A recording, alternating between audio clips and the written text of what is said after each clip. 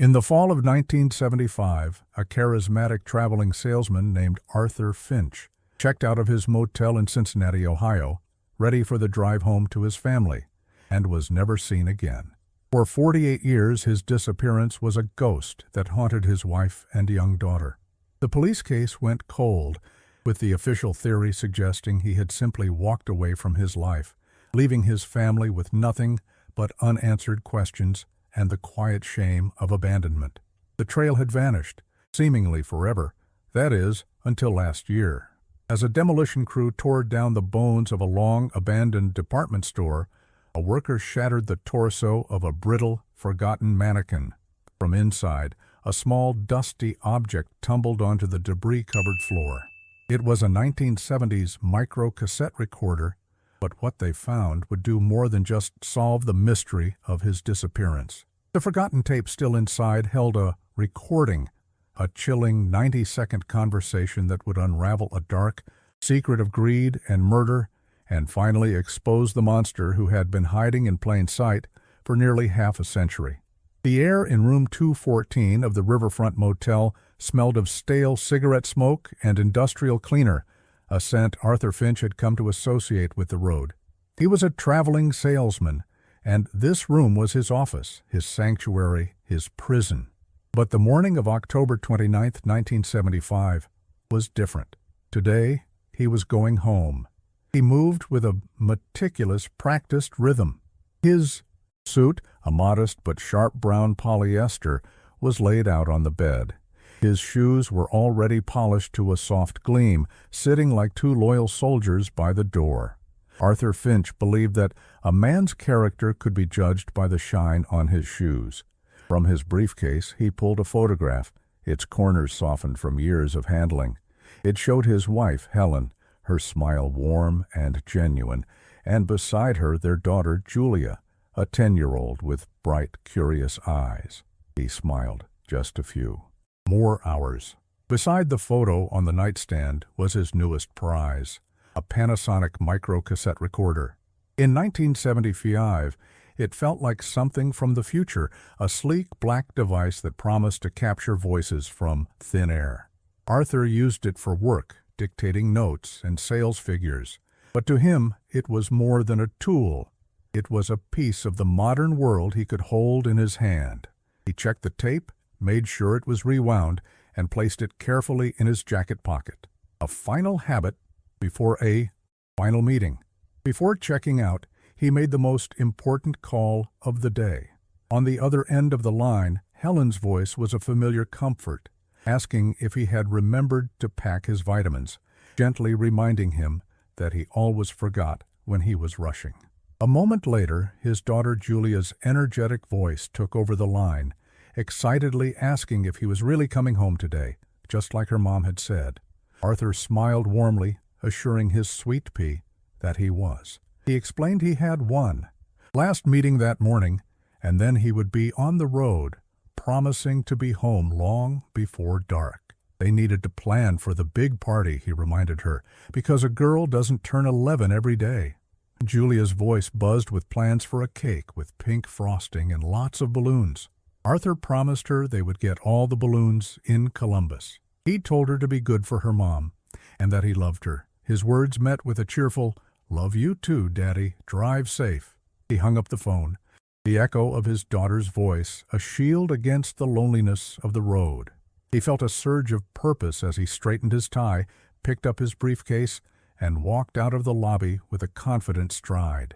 The clerk at the front desk gave him a nod, wishing him a good trip.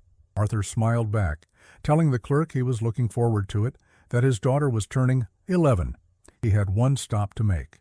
A final sales call at Patterson's department store, a landmark of downtown Cincinnati, a Huea, grand old building of marble and brass. It was a routine meeting with the owner, Marcus Thorne, to finalize the holiday inventory order. For Arthur, it was just the last box to check before the open highway, before the familiar drive north, before home. 3 hours. That was the drive from Cincinnati to Columbus. 4, if the traffic was bad. At 6 p.m. that evening, Helen Finch placed a casserole in the oven to keep it warm, while at the kitchen table, Julia meticulously colored a homemade birthday card. But the hours crawled by and the space in the driveway remained empty. With every pair of headlights that swept across the lawn, a knot of hope tightened in Helen's chest, only to dissolve as the car drove past. The initial annoyance, a familiar frustration for a salesman's wife, quickly curdled into a cold, creeping anxiety. Arthur was meticulous, predictable. If he was going to be this late, he would have called. He always called. After putting a disappointed Julia to bed with promises she no longer believed herself, the silence of the house became unbearable. With trembling hands, Helen started making the calls. First, the Ohio State Highway Patrol, who reported no major accidents or delays. Next, a series of hospitals where each polite, "No, ma'am, no one by that name has been admitted," replaced relief with a deeper, more profound fear. If he wasn't in an accident and he wasn't in a hospital, then where was he? Finally, with a dread so heavy it felt like a physical weight, she dialed the number for the Riverfront Motel. The clerk on the line confirmed her worst fears. Mr. Finch had checked out that morning around 8:30. The clerk even added that he'd seemed to be in a real hurry to get home. The words hung in the air, sharp and cruel. He had left. He had started the journey home 12 hours ago. Helen slowly placed the phone back on its cradle. The silence of the house rushed in, vast and terrifying. He wasn't on the road. He wasn't in a hospital. He had simply vanished. The floor seemed to tilt beneath her feet. The mundane, comfortable world she had woken up in that morning had fractured, revealing a dark, empty void. And in that moment, Helen Finch knew something was terribly, irreversibly wrong. The first few days after Arthur's disappearance were a frantic blur of activity, a storm of phone calls, police visits, and the well-meaning but hollow condolences of neighbors. Helen moved through it all like a ghost in her own home, answering the same questions over and over. No, they hadn't argued. No, he wasn't in any trouble. Yes, he was a good man, a good husband, a good father. Each denial felt like a small tear in her soul. The police investigation began with a flicker of urgency that quickly faded. Missing person posters bearing Arthur's smiling face were stapled to telephone poles around Cincinnati, his image quickly becoming just another part of the city's sad scenery.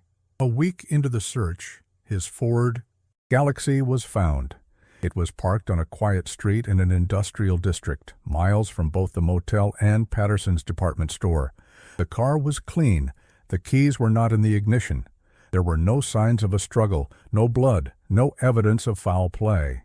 To the investigators, a car found in such a condition pointed away from violence and toward a deliberate, planned departure.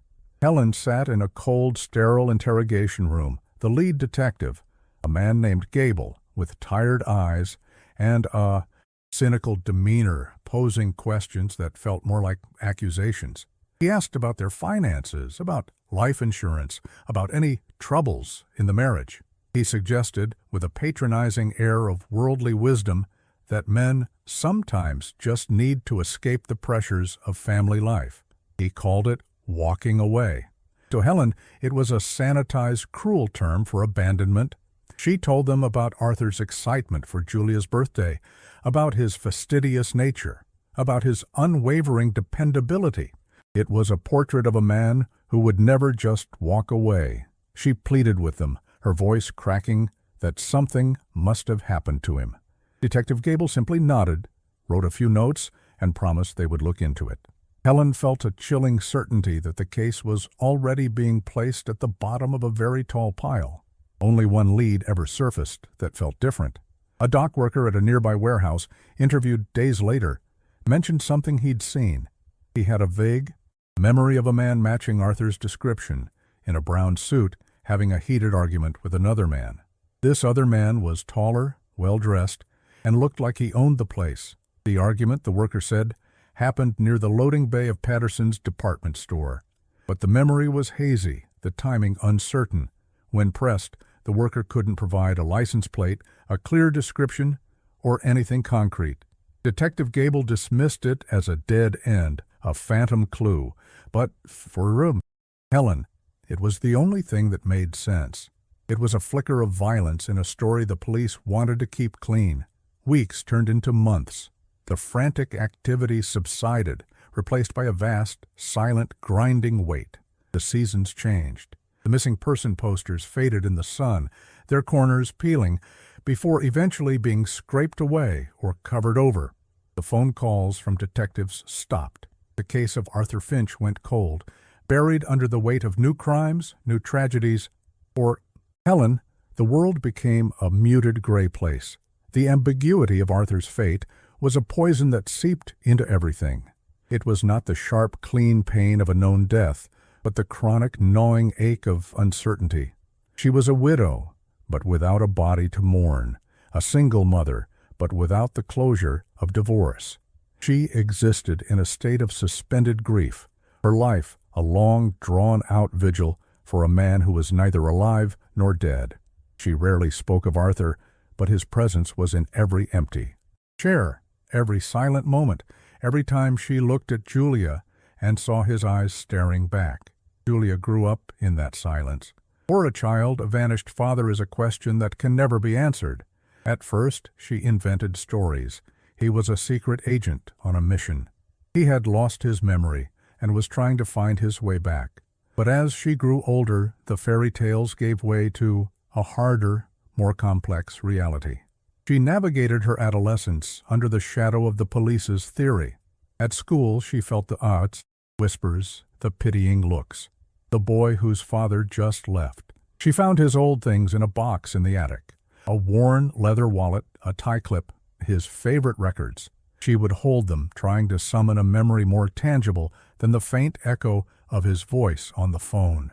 It was in those quiet moments, surrounded by the artifacts of a life cut short, that a new resolve began to form within her. She became obsessed with puzzles, with stories that had a beginning, a middle, and an end. She needed answers. When it came time for college, she chose to study journalism. It was a decision that baffled some but made perfect sense to her. It was a career built on asking the questions that no one else would, on digging for the truth, no matter how deep it was buried. It was a way to fight back against the silence that had defined her life. Years later, on the day of her university graduation, she stood in her cap and gown, scanning the sea of smiling, proud faces. She saw fathers hugging their daughters, their faces beaming. In that moment, the empty space where Arthur should have been was a physical ache in her chest. He had missed it all. Her first date, her driver's license, her diploma. He had missed her life. Decades passed. Helen Finch died in the spring of 2011, her heart finally giving out after a lifetime of waiting. She was buried next to an empty plot, a space she had reserved for Arthur, a final, heartbreaking testament to her undying hope.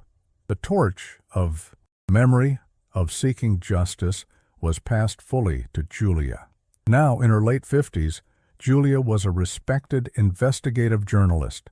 She had built a career on exposing truths and giving a voice to the voiceless. But the one story she could never crack was her own. Every few years, she would pull out the thin yellowed file on case number 753429. She would read the sparse police reports, the dead-end leads, and she would always stop at the statement from the dock worker. A heated argument with a well-dressed man. To the police, it was nothing. To Julia, it was everything. It was the single dissonant note in the official story. It was the only evidence that her father hadn't walked away. He had been taken. The world had moved on. Patterson's department store, once a beacon of downtown commerce, had closed its doors in the late 90s, its grand facade now covered in dust and graffiti, a forgotten relic of a bygone era. But for Julia Finch, time had remained frozen. In her mind, it was still 1975, and her father was still missing. The case was cold, the trail was gone, and the silence was absolute. For 48 years, the silence held.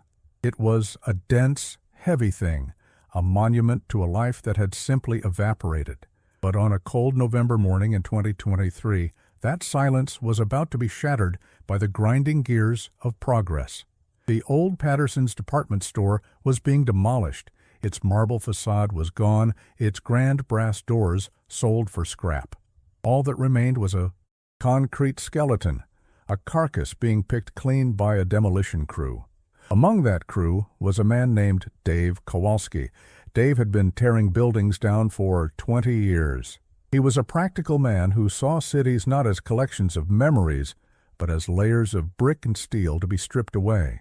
His job that morning was to clear out the third-floor storage rooms, a time capsule of forgotten commerce. He and his team were surrounded by mountains of debris, rusted clothing racks, water-damaged paperwork, and a small army of old mannequins. They stood in eerie clusters, their painted-on smiles chipped, their synthetic hair matted with dust. They were creepy, and Dave just wanted them gone. To make room for the excavator, he picked up a sledgehammer and took a swing at the nearest mannequin. The fiberglass, made brittle by 5 decades of temperature swings, cracked with a hollow pop. But mixed with the sound of shattering plastic was another, smaller sound. Something dark and solid tumbled out of the mannequin's hollow torso and skittered across the dusty floor. It wasn't a piece of the mannequin. It was something else. Dave paused, his curiosity piqued. He nudged the object with the toe of his steel-toed boot. It was a small black plastic rectangle. He picked it up, wiping the thick layer of grime away with his thumb. He recognized it as an old tape recorder, the kind he'd seen in movies from his childhood. A relic. His first instinct was to toss it into the dumpster with the rest of the junk. It was just one more piece of trash in a building full of it, but he hesitated. Some unexplainable impulse made him slip it into the deep pocket of his work jacket. During his lunch break, sitting in the cab of his pickup truck, he pulled the recorder out again. The battery compartment was corroded, the original batteries long dead, but the size looked familiar. He rummaged through his glove box, found a small flashlight, and pulled out its 2 AA batteries. They were a perfect fit. With a small click, he slid them into the recorder. He pressed the play button, expecting nothing but the hiss of a dead tape. For a second, that's all he heard. But then, through the static, a voice emerged. It was faint, distorted by age, but it was undeniably a voice. A man speaking, his tone calm but firm. He was interrupted by a second voice, this one louder, laced with an aggression that was sharp enough to cut through the decades of decay. The words were impossible to make out clearly. Then came a different sound. A sudden, ugly thud. Then nothing. Just the whisper of the empty tape. Dave Kowalski sat frozen in his truck.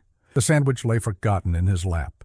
He was no detective, but he knew the sound of a conversation turning into something else. He knew he was holding something that had not been meant to be found. The hair on the back of his neck stood on end.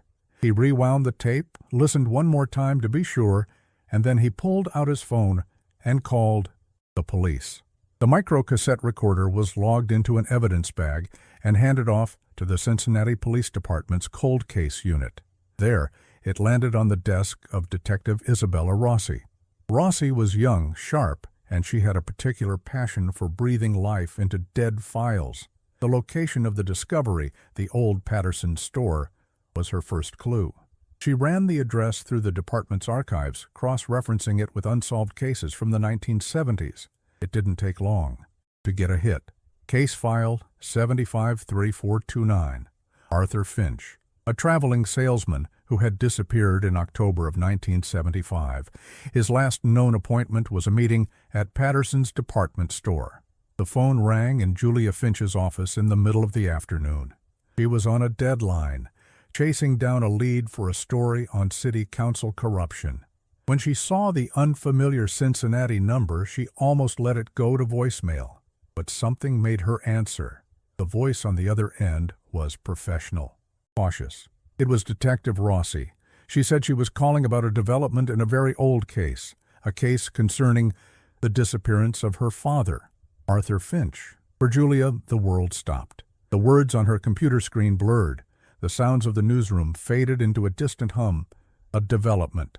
The word echoed in the silent space that had been her father's absence. 48 years of silence, and now a development. Detective Rossi explained that an object had been found, an object that belonged to her father, and that the circumstances of its discovery were unusual. Hope is a dangerous thing for someone who has lived without it for so long. Julia felt a terrifying surge of it, quickly followed by a wave of dread. She had made a fragile peace with the unknown. She had built a life on top of the foundation of that mystery. A single phone call was now threatening to shatter that foundation completely, leaving her with no idea what she would find in the rubble. The discovery of that recorder in such an unlikely place left investigators with more questions than answers. It's incredible how a single item can rewrite history. If you, like me, are fascinated by these mysteries, consider subscribing to the channel so you don't miss a single twist. A week later, Julia Finch found herself driving west on Interstate 71, the familiar landscape of Ohio rolling past her window. It was a journey she had avoided for most of her adult life, a drive toward the city that had swallowed her father whole. Each mile marker felt like a step back in time, stripping away the years until she was once again the 10-year-old girl waiting by the window. She arrived at the Cincinnati Police Headquarters, a modern glass and steel building that stood in stark contrast to the grim 1970s precinct she remembered from her mother's stories. There, she met Detective Isabella Rossi. Rossi was everything Detective Gable, from 1975, was not. She was sharp, empathetic, and she looked at Julia not with pity, but with a focused respect. She didn't see a grieving daughter. She saw a key witness, the living history of a case that had been dormant for longer than Rossi had been alive. She led Julia to a quiet interview room, and for the first time, Julia felt like an ally in the search for her own father, not an obstacle. Detective Rossi placed a small, sealed evidence bag on the table between them. Inside was the Panasonic microcassette recorder. It was smaller than Julia had imagined, a simple, dark object, yet it radiated an almost unbearable significance. This was it. This was the last thing her father had touched. This was the silent witness that had been trapped in a fiberglass tomb for 48 years. Julia stared at it, her journalist's composure dissolving into the raw, unguarded emotion of a daughter reaching across a half-century divide. Rossi gave her a moment, understanding that the object was more than just evidence. It was a ghost. Rossi explained the next steps with a quiet professionalism that Julia found reassuring. The recorder and its fragile tape were too delicate to be handled by conventional means. They were being sent to a specialized forensic audio unit in Quantico, Virginia.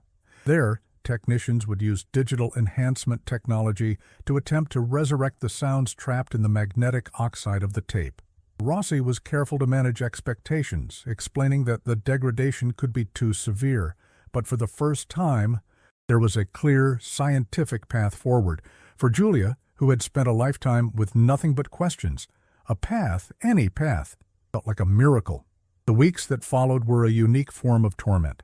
It was the agony of renewed hope. Every phone call made her heart leap. Every email notification sent a jolt through her system. She tried to work, to maintain the rhythm of her normal life, but it was impossible. The past was no longer a settled, dormant thing. It was active, alive, and demanding her full attention. Then the call from Rossi came. The results were in. Julia drove back to Cincinnati, her hands gripping the steering wheel so tightly her knuckles were white. She was led back to the same quiet room, but this time a set of high-fidelity headphones sat on the table. Detective Rossi explained what the lab had been able to accomplish.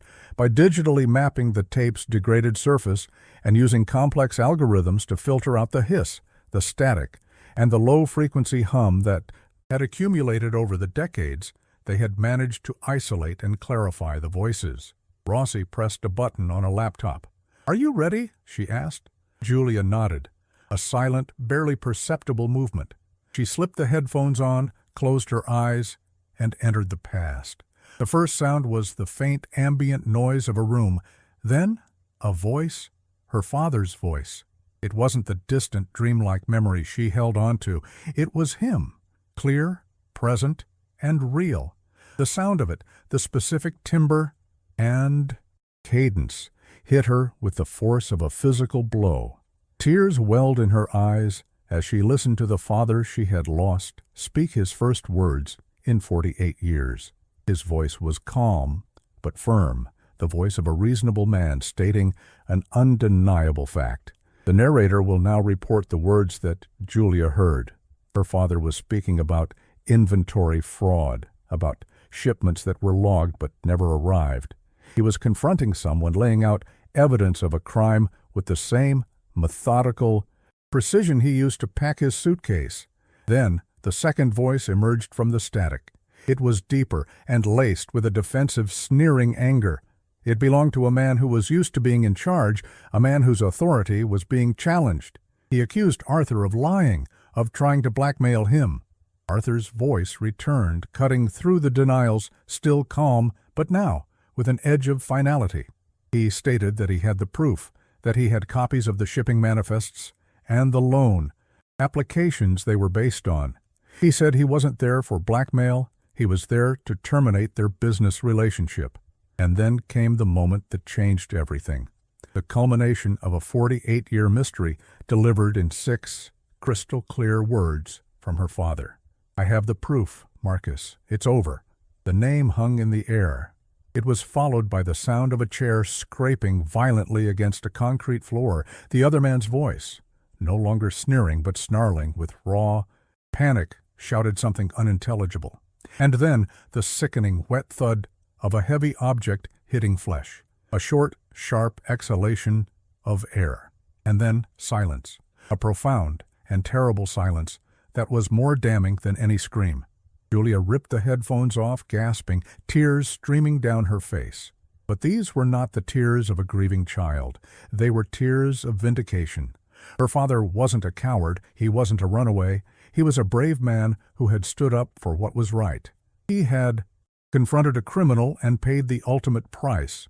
The shame that had been a quiet companion her entire life was incinerated in that moment, replaced by a fierce, burning pride.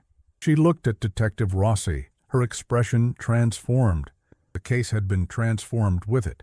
It was no longer a missing person file. It was a homicide investigation, and for the first time, the faceless shadow that had haunted her family for decades now had a name. Marcus. The ghost of Arthur Finch had returned, and it had given them a trail. After 48 years of wandering in the desert of uncertainty, Detective Rossi and Julia Finch finally knew which way to turn.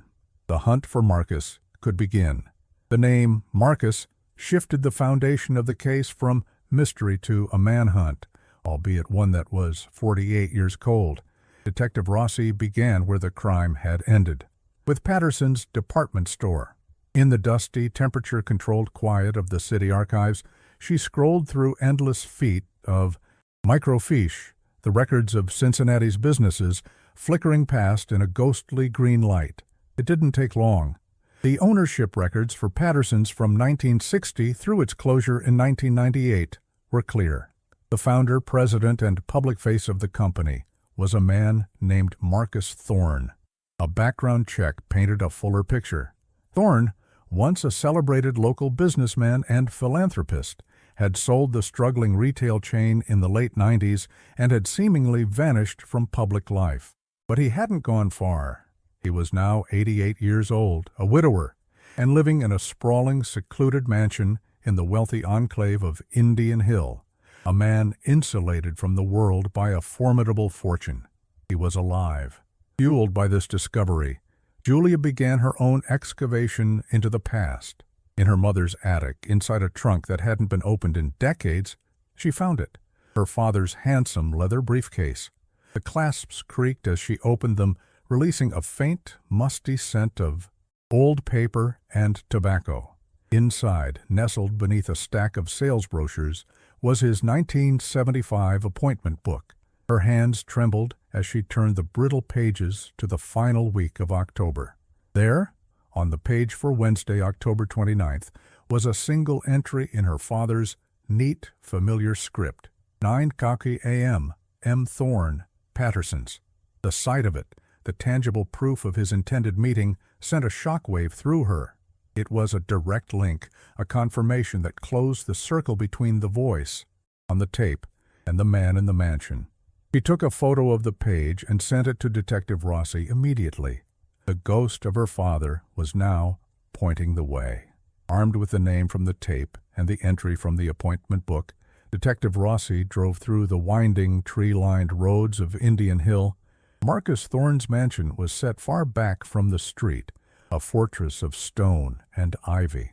An elderly caretaker led her into a cavernous library, where Marcus Thorne sat by a cold fireplace, a cashmere blanket draped over his frail legs. He was physically diminished, but his eyes, when they met hers, were as sharp and clear as polished steel. Rossi began carefully placing a photo of Arthur Finch on the table beside him. She asked if he remembered the man. Thorne peered at the photo with a practiced look of confusion. He said the name sounded vaguely familiar, perhaps a vendor from the old days, but he couldn't be sure. There had been so many. Rossi pressed, mentioning the date, October 29, 1975. She spoke of Arthur's appointment at the store that morning. Thorne gave a soft, dismissive wave of his hand. It was impossible, he claimed. His memory of that time was quite clear on one point. He was on his annual fall buying trip to New York that entire week. He suggested Rossi check with his former personal assistant, a woman named Eleanor Vance. He was certain she would have his itinerary from that trip and could confirm his whereabouts. He was polite, charming, and utterly convincing in his portrayal of a confused but helpful old man. Rossi left with a handshake, a dead end, and a deep, unsettling feeling that she had just been masterfully deceived. The investigation, which had surged forward with such momentum, now hit a wall. Rossi found Eleanor Vance living in a quiet, upscale nursing home across town. She was a woman in her late 80s with a prim demeanor and a fierce, lingering loyalty to her former employer. When Rossi asked her about the last week of October 1975, Eleanor's response was immediate and firm. She corroborated Thorne's story completely. She recalled scheduling the trip, booking the flights, and even remembered taking calls from him from his hotel in New York City. The alibi was perfect. The case stalled. For a frustrating week, it seemed the name on the tape was a dead end, a ghost leading them astray. But Detective Rossi couldn't shake the feeling that Thorne's denial had been too smooth, Eleanor's memory too perfect. She decided to pay Eleanor Vance one more visit. This time, she didn't come as a detective questioning a witness. She came as a woman seeking help. She didn't lead with questions about itineraries or phone calls. Instead, she sat down and spoke softly about Julia Finch. She talked about a daughter who had grown up without a father, haunted by the theory that he had abandoned her. She spoke of the shame and the silence that had defined a family's life for nearly 50 years. Then she placed the photo on the table. It was not the official headshot of Arthur from the missing person poster, but a candid family snapshot Julia had provided. In it, Arthur was smiling, hoisting a 10-year-old Julia onto his shoulders. They were both laughing, their faces filled with a pure, uncomplicated joy. Eleanor Vance looked at the photograph and, for the first time, her rigid composure began to crumble. Her eyes, which had been so clear and direct, now seemed to cloud over. Her carefully folded hands began to tremble in her lap. She stared at the image of the happy man and the laughing child, and the lie she had carried for 48 years became a weight too heavy to bear. Her voice, when she finally spoke, was a ragged whisper. It was all a lie, she confessed, the tears she had held back for a lifetime now streaming down her wrinkled cheeks. Mr. Thorne had been in a terrible, silent panic in the days after Arthur Finch disappeared. He had coached her, drilled her on the story. He had made her create a false itinerary, fake expense reports from New York. He forced her to lie to everyone, including his own wife. He had never left Cincinnati. He was at the store on the day Arthur Finch vanished. It was the aha moment, the breakthrough. The perfectly constructed alibi, the wall that had stood for almost half a century, came crashing down. Rossi now knew she was not just investigating a man with a possible connection to a crime. She was pursuing a man who, had orchestrated a meticulous, calculated cover-up from the very beginning. The shadows had finally retreated. The hunt was on. With Eleanor Vance's confession, the wall of lies that had protected Marcus Thorne for nearly 5 decades was reduced to rubble. Detective Rossi now had a clear picture of the deception, but she still needed to understand the motive. Why would a successful businessman murder a traveling salesman over a simple business disagreement? The answer, as it so often does, lay buried in numbers. Working with a forensic accountant, Rossi unearthed the financial records of Patterson's department store from the 1970s. On the surface, the business was a picture of health, but beneath that veneer of success, it was a house of cards. Thorne was a man drowning in debt, his lavish lifestyle funded by a massive, ongoing fraud. He was using falsified inventory reports, claiming to have warehouses full of high-end electronics from vendors like Arthur Finch to secure enormous, fraudulent loans from the bank. Patterson's wasn't a thriving enterprise, it was a hollow shell, and Marcus Thorne was the ghost rattling around inside it. Arthur Finch, meticulous and honest, had stumbled upon the truth. He had noticed that the volume of product Thorne was claiming on his inventory reports far exceeded what Arthur was actually selling him. He likely didn't understand the full scope of the fraud, but he knew something was deeply dishonest. His final meeting with Thorne on October 29, 1975, was not a simple sales call. It was a confrontation. He didn't go there for blackmail. Arthur Finch was not that kind of man. He went there to dissolve their business relationship, armed with his proof and his pocket recorder, a device he carried for his own protection and peace of mind. But he had fundamentally misunderstood the man he was dealing with. For a narcissist like Marcus Thorne, whose entire identity was built on the public perception of his success, Arthur's quiet, honorable confrontation was not a business dispute. It was an existential threat. The risk of exposure, of public humiliation, of losing everything he had built his life upon was more terrifying than any consequence. When Arthur said, "It's over," he was referring to their business deal. But in Thorne's mind, he was referring to his life. And so, in a fit of panicked, self-preservational rage, he picked up a heavy crystal paperweight from his desk and brought it down on Arthur's head. The act itself was a moment of pure, brutish panic. The cover-up was a frantic improvisation. Under the cover of darkness, Thorne transported Arthur's body from his office to the store's new wing, which was then under construction, burying him in the wet concrete of the foundation. He drove Arthur's car to a remote industrial street to support the narrative of a man who had simply walked away. And the recorder, the one piece of damning evidence he couldn't bring himself to destroy in his panic, he shoved deep into the hollow cavity of a nearby mannequin, a desperate, foolish act to make it disappear. He then built his alibi, coercing his assistant into a lie that would hold for 48 years. Detective Rossi and her team arrived at Thorne's mansion for the final time, this time with a warrant for his arrest. He met them in the same library, attempting to summon the same performance of a frail, confused old man. But this time, the act was transparent. The fear in his eyes was palpable. He denied everything. He claimed Eleanor Vance was a senile old woman whose memories couldn't be trusted. He insisted it was all a tragic misunderstanding. He postured and blustered, a cornered animal trying to make itself look bigger. Rossi didn't argue. She simply placed a small, powerful speaker on the antique coffee table in front of him. "Then maybe you can explain this, Mr. Thorne," she said, her voice calm and steady. She pressed play. The library, a room that had held Thorne's secret in absolute silence for decades, was suddenly filled with the sounds of his crime. The air crackled with the faint hiss of the old tape.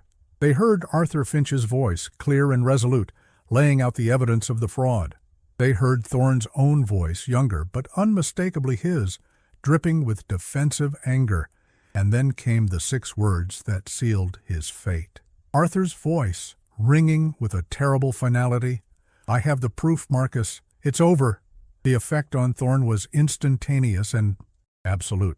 The mask, so carefully maintained for half a century, did not just crack, it shattered into a million pieces.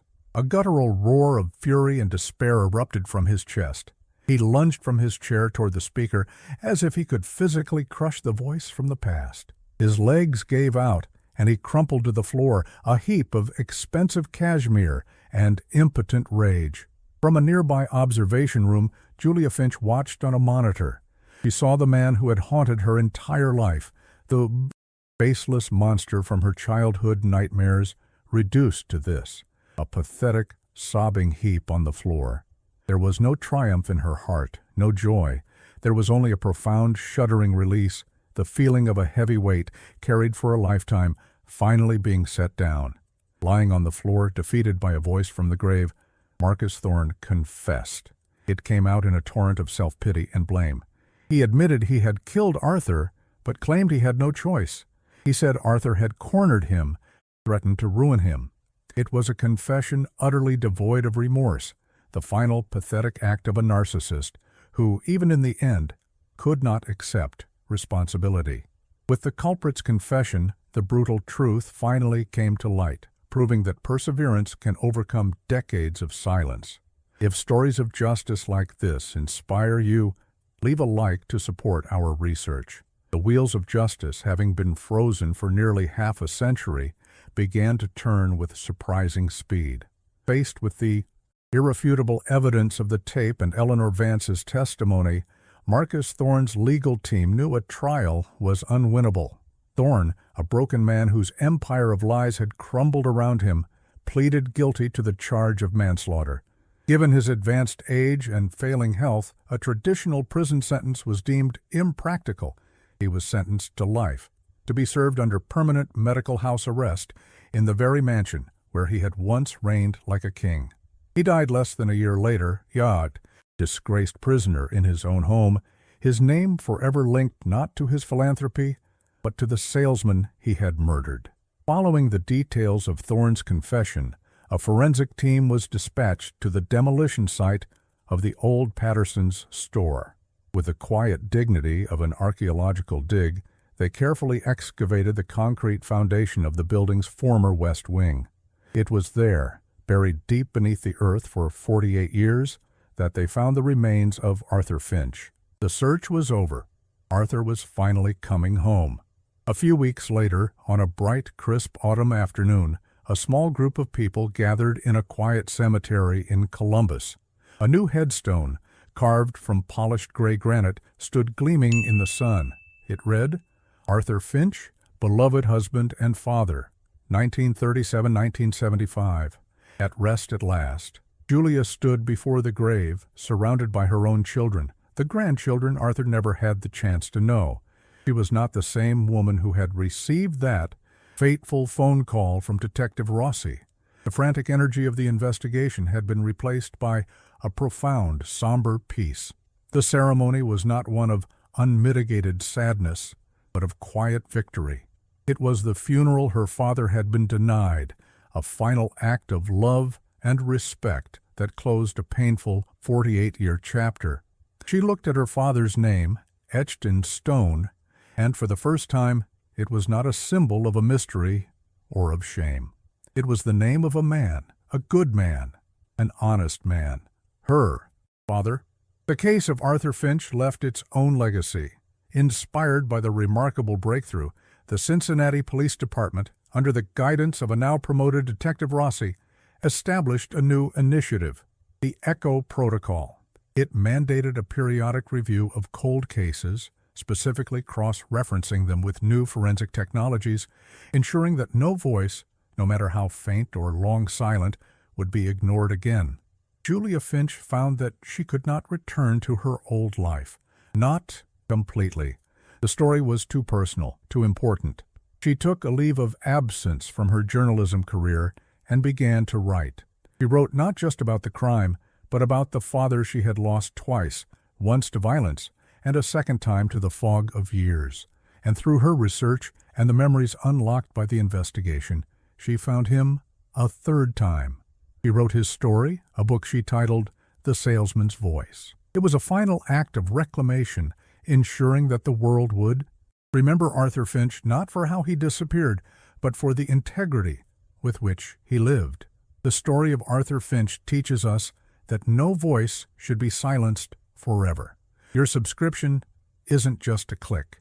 It's an echo that amplifies these stories and strengthens our community. Please help this community get louder and stronger. Subscribe and let us know in the comments from which city you watched this incredible conclusion.